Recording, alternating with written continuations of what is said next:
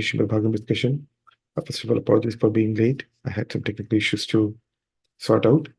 Today we'll be reading from first canto, chapter number 13, titled Dhritarashtra Quits Home, and verse number 24. So I'll read the verse three times, and if anybody would like to repeat after that, please feel free to do so. Agnirnishto dattascha garo darascha dushita Ritam kshetram dhanam yesham taddatter ashubhikiyat Agnirnishrisho dattascha garo darascha dushita Ritam kshetram dhanam yesham taddatter ashubhikiyat Agnirnishrisho dattascha garo darascha dushita Ritam kshetram dhanam yesham taddatter ashubhikiyat.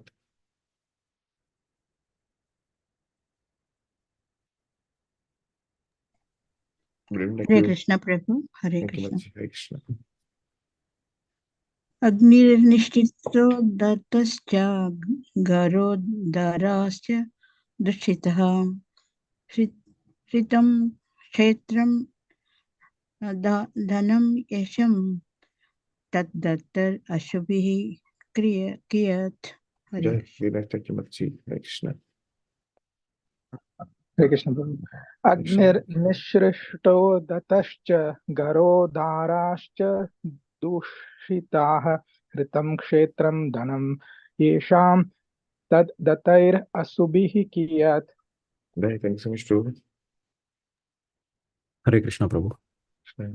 Agnir nishrishto dattascha garo darascha dushita hritam kshetram dhanam yesham taddattair ashubhih kiyat. Hare Krishna. Thank you so much, Prabhu. Hare Krishna Prabhu. Agnirnishrishto dattascha garodharascha dushita ritam kshetram dhanam yesham taddattair ashubhi kiyat. Thank you. Agnirnishto dattascha garodharascha dushitaha Hirtam Shetram Dhanam Yesham Tadhater Ashubhi Kiyat. Thank you so much, Prabhu. Thank you. Agnirnishrishto dattascha garodharascha dushitaha Ritam kshetram dhanam yesham taddattair asubhihi kiyat. Thank you so much, Anita. Okay. Let's like to recite. Okay, we go with the synonyms. Agnihi, fire. Nisrishtaha, set. Tattaha, given. Cha, and. Garaha, poison. Darah, married wife. Cha, and. Dushita, insulted. Ritam, usurped. Kshetram, kingdom. Dhanam, wealth. Yesham, of those. Tat, there. Tattehi, given by. Asubhihi, subsisting. Kiyat, is unnecessary. Translation and told by His Divine Grace, Abhay Janarvinda Bhaktivedanta Swami Srila Prabhupada ki. Yeah. There's no need to lie, there's no need to live a degraded life and subsist on the charity of those whom would try to kill by arson and by poisoning. You also insulted their married wife and usurped their kingdom and wealth. The system of Varnashram religion sets aside a part of one's life completely for the purpose of self-realization and attainment of salvation in the human form of life. That is a routine division of life. But persons like Dhritarashtra, even at their very ripened age, want to stay home, even in a degraded condition of accepting charity from enemies. Vidura wanted to point this out and impressed upon him that it was better to die like his sons than accept such humiliating charity.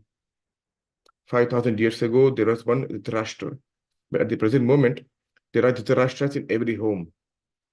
Politicians especially do not retire from political activities unless they are dragged by the cruel hand of death or killed by some opposing element. To stick to family life to the end of one's human life is a grossest step of degradation, and there is an absolute need for the Viduras to educate such Dhritarashtras even at the present moment. Jai. I read this one once again. Agnirnishto dattascha garo darascha dushita Ritam kshetram dhanam yesham taddeter asubhi kiyat. Jai. We'll do a Mangalacharan prayers.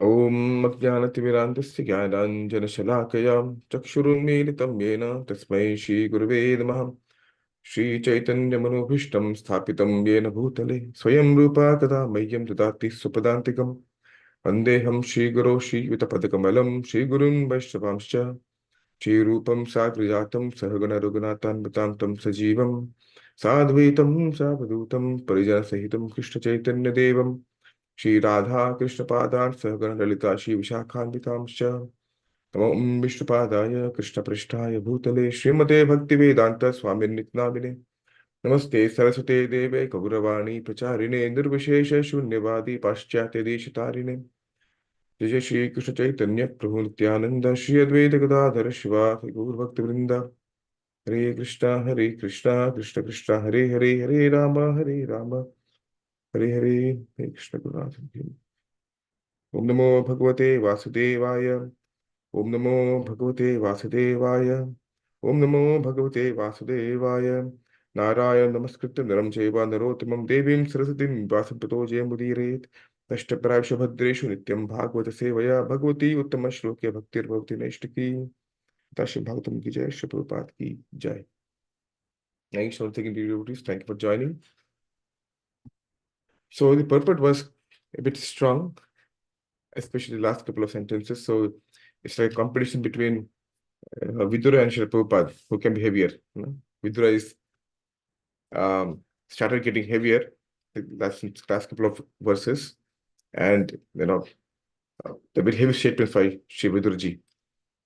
Now, this section of Srimad Bhagavatam is very, very interesting way to look at it. It's basically talking about those personalities who went back to the spiritual world, or went back and got liberated. In the sense that the Pandavas at one point desired to retire. They installed Parikshit Maharaj as the king, and they retired, and they went towards the north to go back, to go back to the spiritual world. Basically, they decided, okay, done, we are done. Go back to spiritual world. Yes. That was when Krishna left the planet. When Krishna left the spiritual, back to his abode, right? So after Krishna left to his abode, the Pandavas retired, go back to the spiritual world, seeing their husbands leaving everything, getting ready to go back to spiritual world. The wives of the Pandavas, which especially Draupadi, Subhadra Maharani, they realize it is their time also to leave. Right? Then in the 9th chapter we see Bhishma Dev leaving the world. Right? So this section, there are many personalities in the first canto of Srimad Bhagavatam giving accounts of leaving the world, go back to spiritual world, and not only living, but how they live, how they left, the consciousness with which they left the spiritual world, for the spiritual world, basically. So that is basically the section of the Srimad Bhagavatam. And in this section which we're talking about right now, Vidura is realizing that for Dhritarashtra it's time. Okay, so Vidura is trying to train him. You need to get out of this world, this basically system where you are right now. You need to get liberated. Liberation is a goal, at least for him. Right? Dharma, Artha, Kama. You have done enough of the Dharma, Artha, Kama. It's repeated. Now you need to think about moksha. Right? So of course, in Srila Prabhupada, when he was living his mortal body, he said to his disciples, don't think that this will not happen to you. Right? So the reality is that, the reality of preparing for death, that which everyone will face. But Dhritarashtra here is, the issue with Dhritarashtra is very, very acute. Vidura is trying to train him, right? What it means to be perfect, or what does perfection mean at the time. And Vidura is trying to basically change the mentality of Dhritarashtra.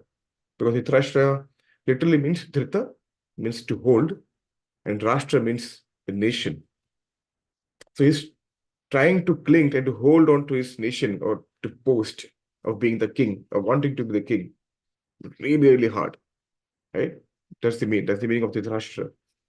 So Vidura, being very affectionate to his brother, even after being insulted time and again, he wants to make sure that he wants the best for his brother, basically.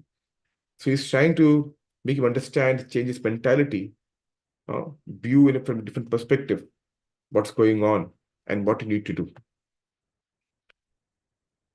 So when Vidura and Dhritarashtra, when they come face to face in this part of Srimad Bhagavatam, they're as if two polar opposites coming together.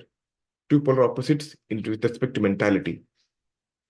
Dhritarashtra has lived the entire life in a victim mentality, and Vidura has lived the life in a mentality of gratitude. They're two opposing elements, two opposing points of view, I would say. So Vidura was so qualified. He was sharp, he was smart, he had absolute spotless amala, spotless character in every way. He's a perfect gentleman, perfect personality. But his only disqualification, so to say, if you could say, in quotes, that he was born from a maid servant, a Shudrani. Right? And we know the past, of Mahabharata. So in one sense, Vidura had so much opportunity to become a victim that if he wanted to, he would have said, I have everything. I should be in the position. Or just because I was born from a maid servant, I'm being denied of this. This is not right. And all this stuff he could have said many things, made hue and cry, many things would have happened. But Vidura never turned it that way. He was always grateful to the Lord for whatever he had obtained. Whatever position he has in, he said, this is ordained by the Supreme Lord, and I'm very happy. Thank you so much. So he was very happy with whatever he had. Right? But now Dhritarashtra's whole life was a victim mentality. That is a very beautiful statement which I heard from His Holiness Swayam Bhagavan Keshava Maharaj. He mentioned, he was not seeing that I am blind, but I have been graced with so many things around me. Okay? He was not thinking what? I am blind, but I have been graced with so many things around me. On the contrary, what he was thinking? There's so many things around me, so they have been graced with so many things, but I'm blind. That's the shift of consciousness, of seeing. He was not feeling gratitude, right? So he was saying that there's so many things around me, but I'm blind, right? So this is the difference. So Dhritarashtra's whole life, he was in a victim mentality, always dissatisfied. So Vidura said, if you want to go back, if you want to, you need to get liberated. Liberation is the goal, key. You got to change this mentality, dear brother. You got to change from being a victim to being grateful for what you have, what you have obtained, what you had, everything, right? And Vidura was always so flexible and fearless. He was insulted by Dhritarashtra. Time and again, whenever he used to counsel Dhritarashtra, there's one serpent coming up, always, Duryodhana. He never left a chance to insult, to berate Vidura, right? And we saw the last time, the camel that broke the straws, the straw that broke the camel's back. The last time when before the battle, he gave counsel to Dhritarashtra, and Duryodhana just spewed such poison. They said, okay, that's it. There's no need for me to be here now. No problem. I need to leave the palace. When he left, he put his bow in front of the entrance and he just left. Right? He needed to go to the forest. And he was fearless in the sense that he knew Krishna will maintain me. Krishna will take care of me. Vidura was fearless, but was flexible. But Dhritarashtra, what was he? He was rigid. If he was rigid so much, can break. Right? He was so rigid, he was fixed. And was very, very fearful. Fearful. In fact, as I mentioned, Dhritarashtra means to hold the nation, attached. So Vidura was ready to leave everything according to plans of Krishna, but Dhritarashtra was holding to his nation, his hopes, with everything, possible. So the point is, unless we become fearless or flexible, ready to move on with Krishna's plan fully, or fully ready to be embrace it, we can't go back. So if we are rigid, we are stuck in our own understanding. No, this is it. We're not flexible. We're not ready to how Krishna wants, or seeing Krishna's hand in everything. Right? As a, this beautiful saying which I love, which is very dear to me. When we leave everything in Krishna's hand, eventually we will see Krishna's hand in everything. So unless we have that mood, unless we develop that consciousness that what is happening is Krishna's will, Krishna is playing. Krishna is not playing. Krishna is basically, it's Krishna's hand that what is going on. So unless we have the consciousness, unless we are flexible to move according to Krishna's plan, we can't reach our desired or cherished goal. And if you're fixed, rigid, fearful, trying to hold on to everything, then we'll remain here. Right? So it's like oil and water, they cannot mix. Right? We have to decide where we want to be. And of course, it's not a overnight shift of consciousness. It takes time, but we have to build through it. So Vidura is trying to change his mentality, Dhritarashtra's mentality. Vidura is always forgiving mentality. But Dhritarashtra, even after Vidura came back to help him, Dhritarashtra's mentality was always to hold grudge. He was still kind of bitter. What is bitterness? These Pandavas, Bhima killed my sons. He had that bitterness always towards the Pandavas. Now, Dhritarashtra, when he went, after, just to give skipping something forward, speak into the future, Dhritarashtra went to the forest eventually. Then he performed Ashtanga Yoga and he got liberation or perfection.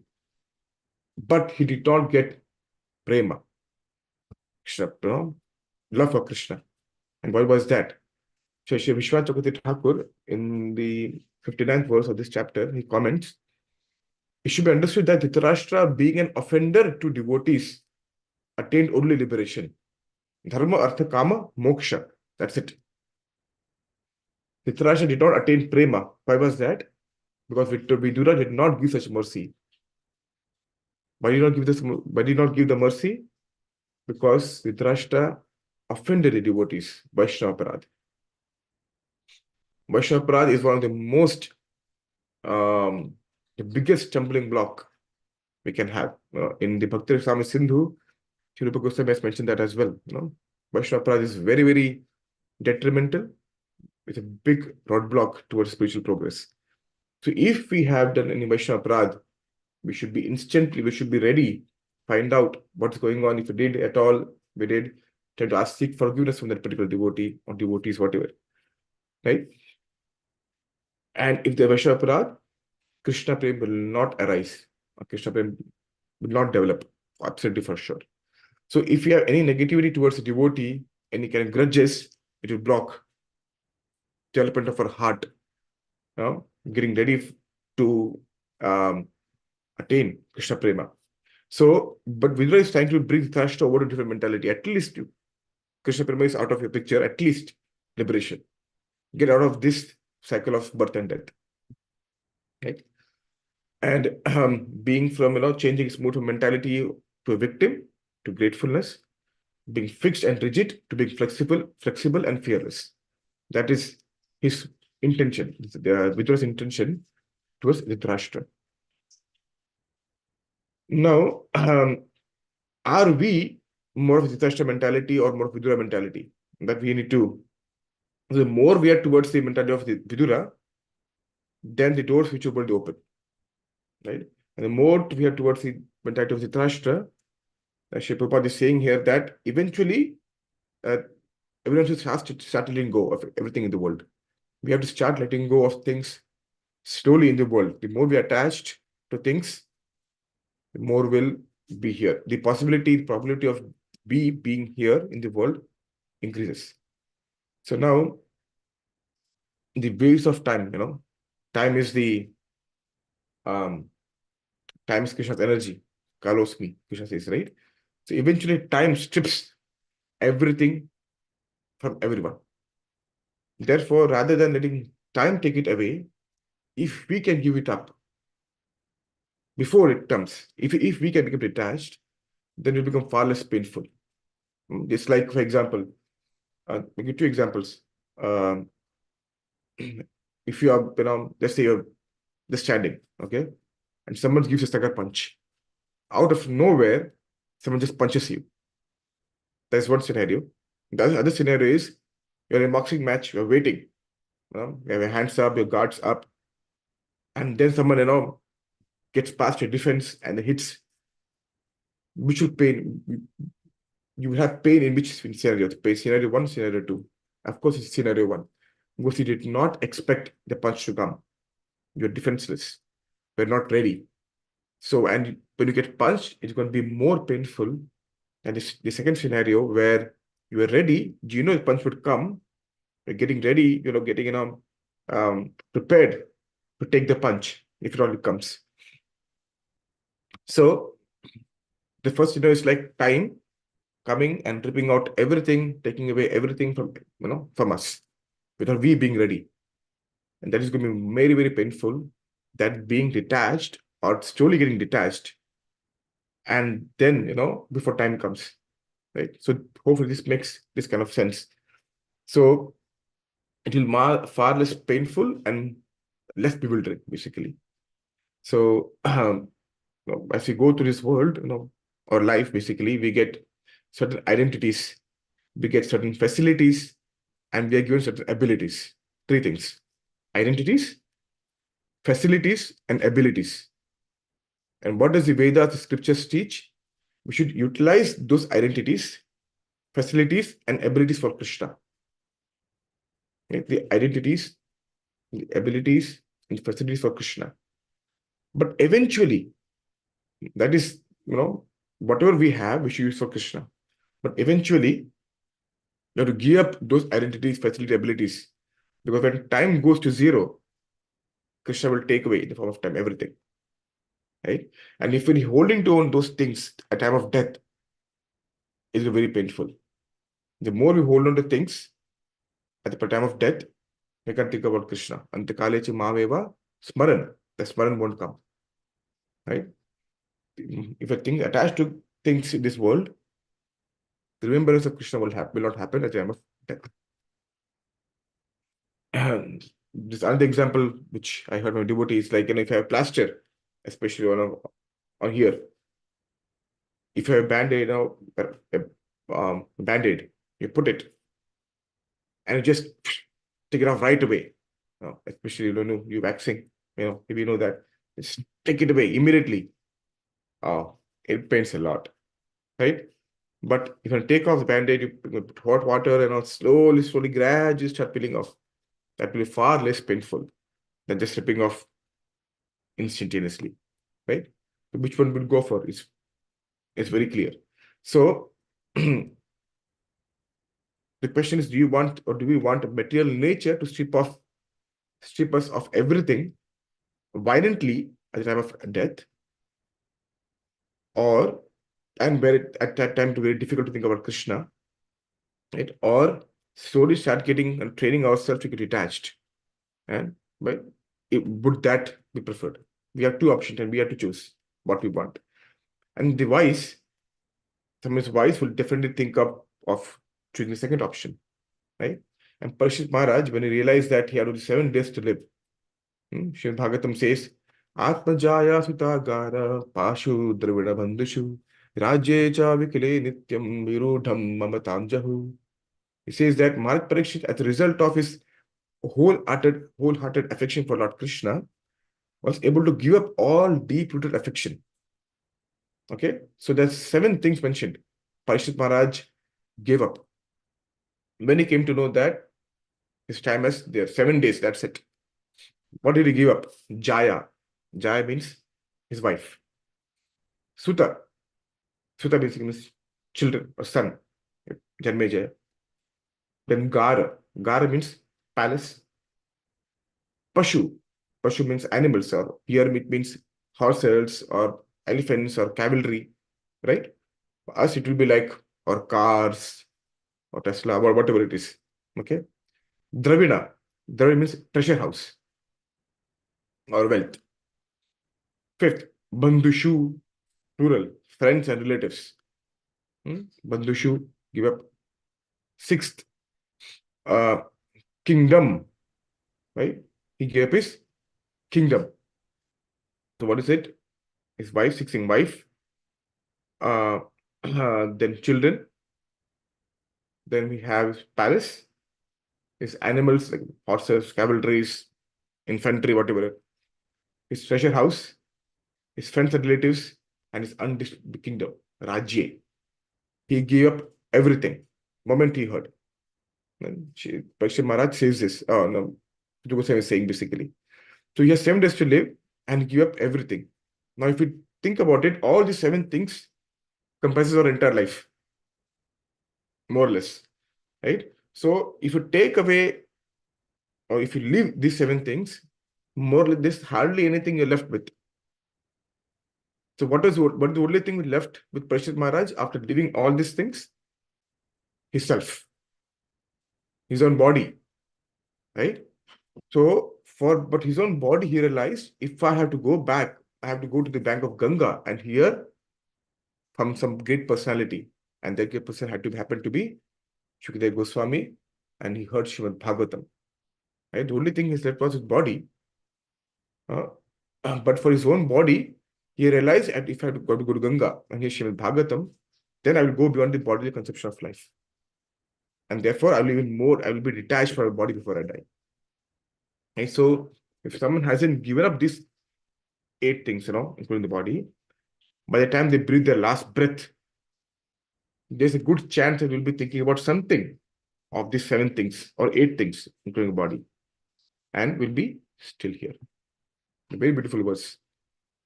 So either we're going to think of our partner, or we think of a place. Oh, is the house, is the home logged? Or what about the business? Whatever. Think about money, or think about your friends, or relatives, or car, whatever, right? But Parikshit Maharaj, being perfectly knowledgeable, realized that it's been 7 days, about 7 days to live. So to live, I have to give us 7 things. The 8th thing being his body, which he left at the very end. So as the last one, he realized I will transcend through learning and chanting, right? So Srila Prabhupada says Varnashram is very scientific, because the idea is that gradually as time goes by, we basically detach ourselves from everything in the world. Gradually, right? There's a beautiful saying, it's basically just, a devotee mentioned, in Brahmachari ashram, we learn. In Grahastha ashram, we earn. In Vanapastra ashram, we turn. And Sannyasa ashram, we burn. Right? So Brahmacharya ashram, we learn. Now, basically, first we learn what is the purpose of life. And then Brahmacharya ashram. What is the purpose of life? In the Bhagavad Gita, chapter number 4, I think this comes the second last section of the Bhagavad Gita, chapter number 4, where Krishna is speaking about different yagyas, different kinds of yagya. And one of the first or second type of yagya which he mentioned is that the unadulterated brahmacharis sacrifice the power of hearing by hearing about and chanting, hearing about the glories of the Lord. Right? The brahmacharis, they learn what the purpose of life through hearing and chanting. Okay, then you earn. You get stable, you get secure, you get comfortable in the world, being bring Krishna. And from there, you develop spiritual knowledge. Okay, by doing, actively serving the other 3 varnas, basic ashramas, basically. And when the time comes, turn. Turn basically means turn towards, vanaprastha, turn away from grahastha ashram, turning the ship around, winding things up, right? So Srila Prabhupada says at the very end, at the very end of the purport, very, very strong statement. He says that don't be in family life to the end of life. Prabhupada is saying this. Don't be in the family life to the end of life. Okay, there's a grossest step of ignorance. Sometimes what we have to adjust, right? What is the, we could say, gold standard, right? There's a gold standard, but sometimes we have to adjust with time, place, circumstances. The point is we need to let go, turn, and then, one may take family sannyas or not. That's not the point. Sannyas is a matter of consciousness, right? But the idea is that one should be fully absorbed, fully detached, and separate from all concerns of the world at that time when the time comes. And there are very, many, many acharyas who exemplify this particular principle. So now Varnashram is very, Varnashram is very scientific, and this way Vidya is trying to encourage Dhritarashtra to start letting go, start giving up things. Vidya wants to build some renunciation inside Dhritarashtra, some renunciation, because he's too much attached, right? And one beautiful thing is, the most exciting actual part of life comes the last 50 years of one's life. Let's assuming 100 years the lifespan. The most exciting life is the last 50 years or 45 years in one's life. Normally, people think that, oh, the first 50 years is exciting, and then 50 years, and then curve starts going down. Last 50 years is downhill. Sorry. That's how they think in the material world. But the spiritual culture is a bit different. You say that the first 50 years we devote to navigate all the ups and downs, the complexity of the life, balancing all different worlds. We have family life, your work life, and this and that. So many dharmas, so many things we try to balance the first 55 years of life. And that's the hardest part. That's the hard part. The second 50 years of life is that when we can give up everything. We can walk away from things. Children have grown up, married, or whatever it is. And now slowly we have more room for ourselves. We can walk away from things. We can go to Vrindavan for a long time. We can stay in Braj. Stay in the holy places. And that's when we can absorb our heart, our mind in hearing and chanting about Krishna without a care. Children have grown up. They're taking their responsibilities. We are not responsible in the sense, in the way we are responsible for them, when they were children. They're independent, right? There's so many things, you're not responsible for, right? So that's the best part of life. So in spiritual culture, the last 50 years are the most exciting, because that's where the doors to eternity really starts opening up. And that's, for that to happen, we have trained ourselves the first 50 years for sure. But that last 50 years is, has more potential, you could say. Now, just to serve Krishna, right? Of course, serve Krishna. Now, Vidura is trying to encourage Dhritarashtra. Why are you trying to, even though you are way past your first 50 years, but the way you are acting is as if you are still in the first 50 years of your life. Right? So why are you trying to be in the first 50 years of life, living in the palace, enjoying, trying to be, interact with the kingdom? You've done all that, my dear brother. You've done all that. You got the t-shirt, ready. Everything happened. You experienced everything you could think of. Why are you here? Do not lose your honor. Take advantage. Right now, you can come out of this. So he's trying to inspire Dhritarashtra from this series of verses to come out. Get ready. We're done. We're done enough. It's done, And he'll say some very, very strong statements. Said something previously, he'll say more as well going forward.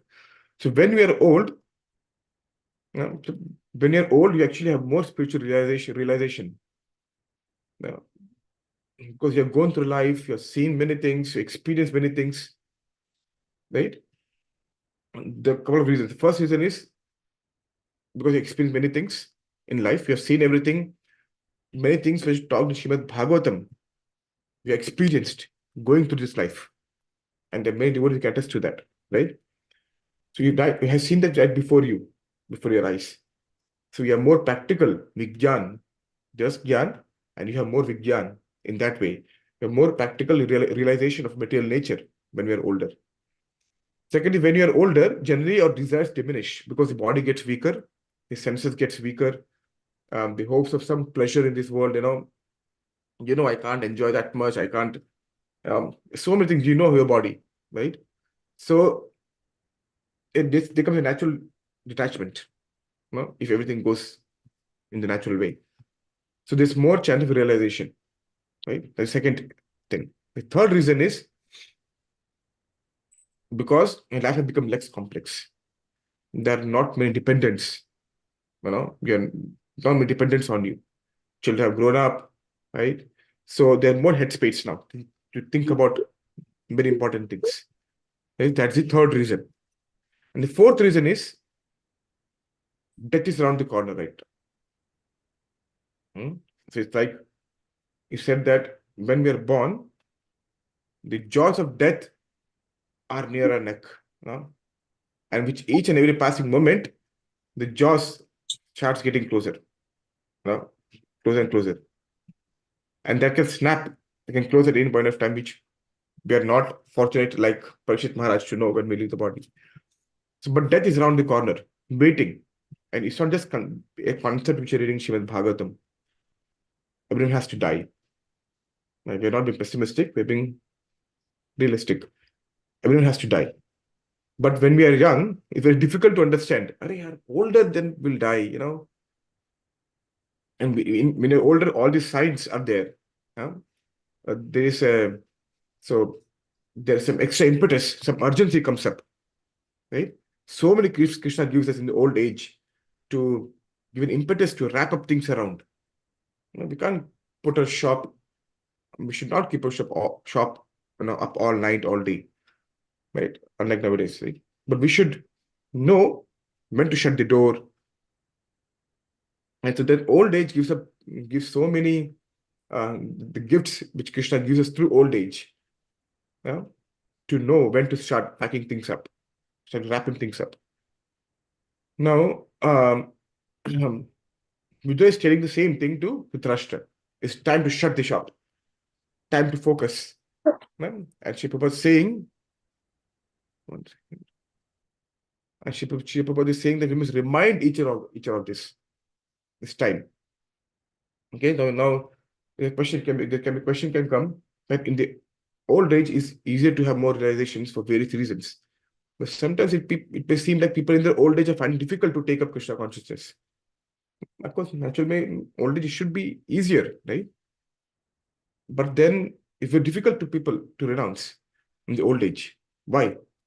Because they never had a taste for renunciation. That's why. So, in the beautiful verse in Srimad Bhagavatam, it says, Brahmachari Gurukule Vasandanto Guru Hitam Acharan Dasavan Nicho Guru Shudhrada Sauhrada. It says that Nagmuni said, he gives a definition, it's a 7th canto. Brahmachari. A student should practice completely controlling his senses, should be submissive, should have attitude of firm friendship for the spiritual master. With a great vow, the brahmachari should live at the Gurukul. And so many things are mentioned. Now, as I mentioned, Varnashram is very scientific in that everyone begins their life with a taste of renunciation. That is the brahmachari life. Then what happens that you go to family life, then you have a comparison, you have something to compare with. Family life, the complexity of family life, everything. And you compare with brahmachari life. And after experiencing to age of 50, 60, whatever, you think, okay, I think I would like to go back to renunciation. Right? So if you have never had an experience of renunciation, when the idea of giving up things come, it's very difficult because we never had the chance to experience renunciation or renounce life or something close to renunciation in the previous part of our life. So you don't know what else you would do. Give up become very difficult. In the purport here, Shri Prabhupada give example of politicians. Politician wants to stay in their position. In Hindi say kissa kursi ka. They will not leave their chair, right? until they're dragged out. Why? Because they don't know what should they do. If I do this position, what should I do? I know many people, they can't stop. They can't do, if they take a leave for one day, they become restless. Okay, gosh, I need to do something. They can't sit still. They don't know what to do apart from work. They don't know apart from what to do, apart from work. So if we don't have a taste for renunciation or some kind of feeling before we get to start navigating the complexity of life, we'll get very trouble, what to do in our spare life. That's why people, when they have called midlife crisis, they don't know what to do now. In midlife, 50-50, what to do. But devotees is kind of bit, different. If they have progressed properly, if they have practiced bhakti in a nice way, they don't have midlife crisis. Because, hey, nothing to do, we have enough to read, enough to study, so many things are there. But if you don't cultivate that properly, the art of renunciation becomes very difficult. And the people can't move on from the position, politicians especially, because they have no other vision of what they're supposed to do. It becomes very hard, right? So devotees sometimes, especially if we're fortunate to be very introduced to Krishna consciousness when we are young, we sometimes have the opportunity to be in the brahmacharya ashram, or not be brahmachari, at least you can stay in brahmacharya ashram for some time to see what it's like. But if that doesn't happen, right, what we do is we should take some time. This is for me as well. Some time of the year to absorb ourselves, taking maybe 1 week of something, and just to chanting, absorbing ourselves, hearing, chanting, building up our capacity for attraction towards Krishna's name and Harikatha and Hari Kirtan. And as we develop the taste and attraction, I mean, the opportunity comes in later years, we'll be perfectly ready for that. So this beautiful verse, Vasudeve Bhagavati Bhakti Yoga Prajodita Janiyati Asu Vairagya Janachya Yes Nachaya Ahitukam. He says, Vasudeva Bhagavati, that's Bhagavati, devotion, bhakti to Vasudeva. What happens? Asu, Janeti Asu Vairagya, Jnanam. So Vairagya and Jnanam, knowledge and Vairagya comes as a natural byproduct. So more we develop our capacity of being absorbed in Harikatha and Hari Kirtan, renunciation will come naturally as a natural byproduct. We don't have to artificially generate renunciation. But in this case, Dhritarashtra, bhakti was not there because he was offended to devotees. As Vidura mentioned, Chakravarti mentioned in the purport, he did not get Krishna prema. He only got liberation or moksha.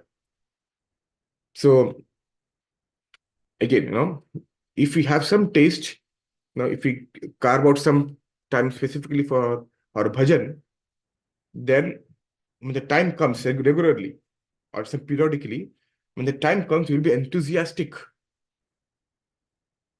to renounce. But if you have never developed the attraction for Krishna, you don't know what you're going to do. So attraction for Krishna is very, very required. Attraction for Krishna in the sense, attraction towards Krishna's name, Krishna Katha, Krishna's devotees, right? So that's very, very important to develop a taste for Krishna, chanting about Krishna, hearing about Krishna. That is the ultimate. On this same topic of renunciation, in the Chaitamrita, Antarila, chapter 6, the beautiful verse, he says, Kaviraj Goswami says here, Mahaprabhura Bhakta Gonera Vairagya Pradhana Yaha Dekhi Prita Hoya Gauranga Bhagavan. He says renunciation is a basic principle sustaining the lives of Chaitanya Mahaprabhu's devotees. This is in the context of Raghunath Das Goswami in the Antarila. He says renunciation is a basic principle sustaining the lives of Mahaprabhu's devotees. And seeing this renunciation, Mahaprabhu is extremely satisfied.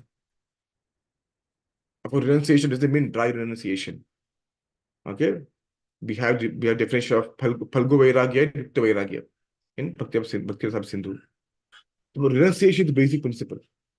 So Prabhupada says in the purport, anyone, whether an ordinary materialistic person or a pure devotee, can understand the behavior of Sri Chaitanya Mahaprabhu's devotees if he studies it minutely. One will thus find the devotees of Mahaprabhu are not at all attached to any kind of material enjoyment. They give up sense enjoyment to engage fully in service of Krishna. They use the things provided for them, provided in service of Krishna. They use their senses for serving Krishna. So, one of the, I think this is the 5th or 6th limb of Bhakti in Bhakti Sam Sindhu. Bhoga Tyaga Adi Krishnasya Hetave. Bhoga Tyaga Adi. Bhoga Tyaga Adi means basically renounce things for Krishna to get his mercy. Or renounce things to please Krishna to get his mercy. So if we renounce, we become renounced of the mode of renunciation comes about, Krishna becomes happy, right? So although ordinary men have great difficulty understanding the attitude of devotees, Mahaprabhu appreciates very much. So actually we may not appreciate, or people in general may not appreciate renunciation of devotees, but Mahaprabhu greatly appreciates it. Now one may, this other verse in Srimad Bhagavatam regarding renunciation, Tasman mahad bhakti yuktasya yogino vaidmat atmana na jnanam cha vairagyam prayasheyo bhavet iha. It says in the 11th canto, this Krishna saying, therefore, for a devotee engaged in my loving service with mind fixed on me, the cultivation of knowledge and renunciation is generally not the means of achieving highest perfection within the world. How to understand this too? Cultivation of knowledge and renunciation is not generally the means. So Prabhupada very beautifully says in the purport. I'll just read the purport a bit. Prabhupada says in the purport, the disciples of Prabhupada says in the purport, a surrendered devotee of Lord Krishna does not seek perfection through knowledge and renunciation outside the loving service of the Lord. This is the most important word.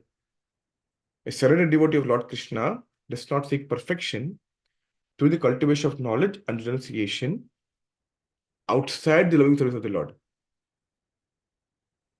The devotional service bhakti towards Krishna never depends on any secondary methods, which includes cultivation of knowledge and renunciation. Right? By chanting and hearing glories of Krishna, a devotee automatically realizes our knowledge. And as devotee's attachment to the Lord increases, it automatically gives attachment for the inferior material nature. Again, same thing. Masdeva Bhagavati, Bhakti Yoga Prajojita, Janeti Asu Vairagya Jnanam Yad Ahitukam. Ahitukam means causeless. Basically, it's a byproduct without any effort. Jnanam and Vairagyam comes about. Right? So all, if you do bhakti properly, if you practice a bhajan properly, then knowledge and renunciation will walk behind, come on accord. We have to artificially try to develop things. That is the understanding of that, renunciation. So here Dhritarashtra is being forced, or not forced in sense, and trying to, because bhakti, he is not done bhakti, he is not qualified for bhakti. Being a Vaishnava Aparadhi is not qualified for bhakti. Right? So some of the process has to be there. Ashtanga Yoga process will get liberation. So renunciation has to be cultivated. And that is why Buddha has been started saying many verses, and we'll see continue to say many, many things, strong things to jolt him out of his chair to understand what is going on. And we'll see in further verses how Dhritarashtra's mentality changes from being a victim to being grateful. I'll stop at this point of time. Again, thank you so much, devotees, for kindly being patient and being amazing listeners, hearers. Thank you so much. And if at all any mistake I'm sure there are mistakes in this presentation, please forgive me. It's all my fault. And if there's anything good which came out of whatever I spoke, it's all the mercy of Guru Maharaj and Shri Prabhupada and all the Guru Vargas. Thank you so much. Srimad Bhagavatam ki jai, Shri Prabhupada ki Jai, are there any comments or realizations or corrections? Please feel free to do so.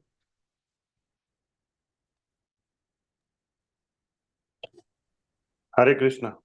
Hare Krishna, Prabhu. Nice, very nice class, Prabhu. I'm approaching 50, so but I don't feel the golden years ahead of me. I'm sure Prabhu, you do already It was too. a very encouraging thing to say that I can look forward to it. But one of the biggest things is body is not going to cooperate, and I'm already feeling that big time. I'm sure Even if Prabhu.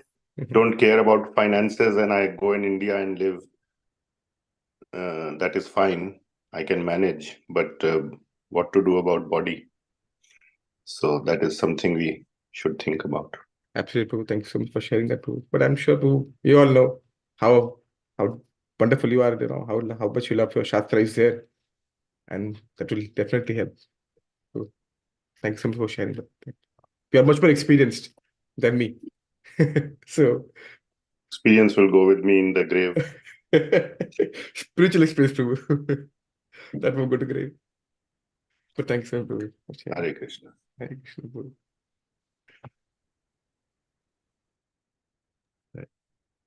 Any more comments or realizations?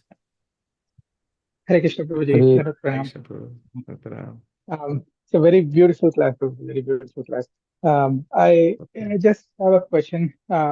So in the beginning of the lecture, you mentioned about how renunciation is important and we should, cultivate it in a way that we don't. It is so painful when the death just rips it apart at a single moment. So it's better to,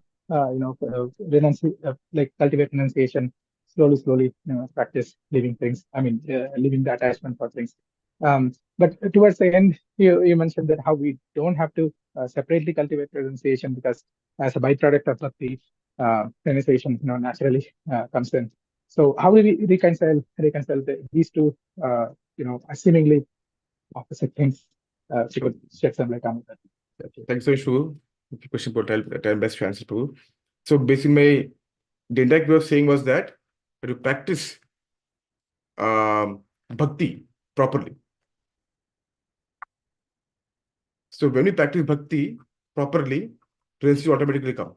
So when I said initially that we have to cultivate renunciation, it means we have to do bhakti intensely and properly. Tivar bhakti. Does that make sense, Prabhu?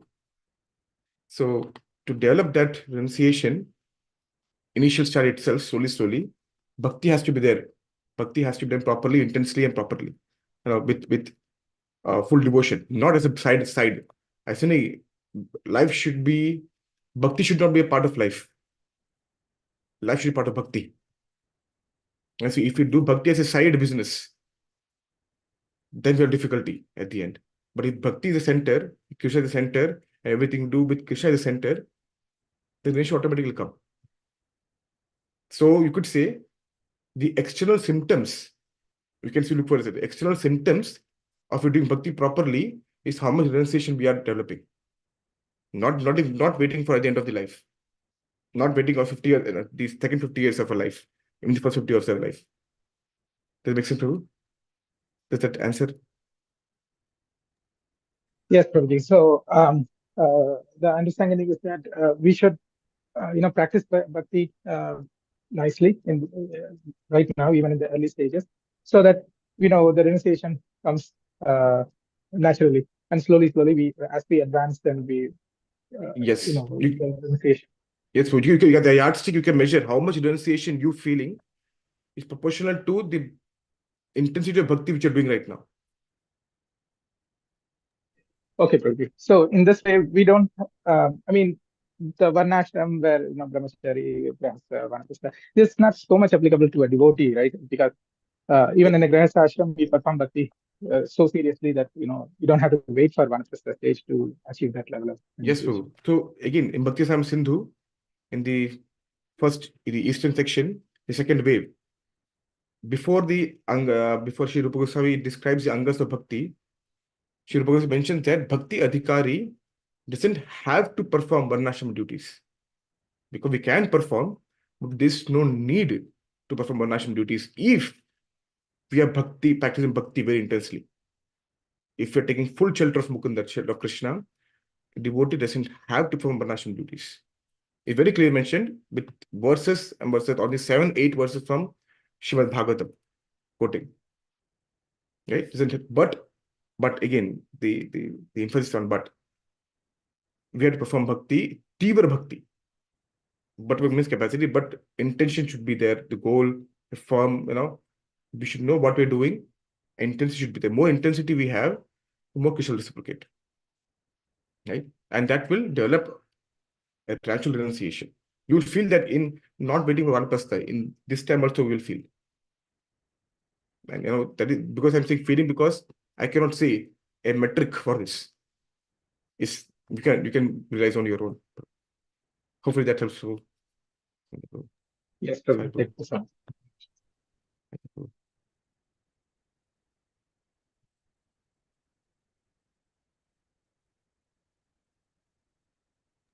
Any other comments or reflections, questions?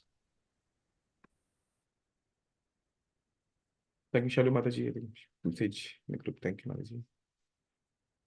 Hopefully it helps someday. Please pray for me.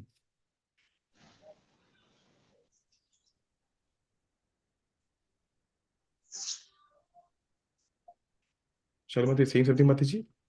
Can't hear you.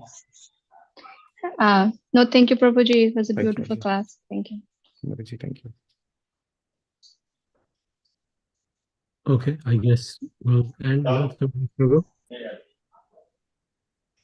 Yes, we can end Prabhu. At this point, Prabhu. Yes. Thank you very much for Thank you. the class and exploring the intricacies of renunciation and acceptance of Krishna consciousness. Please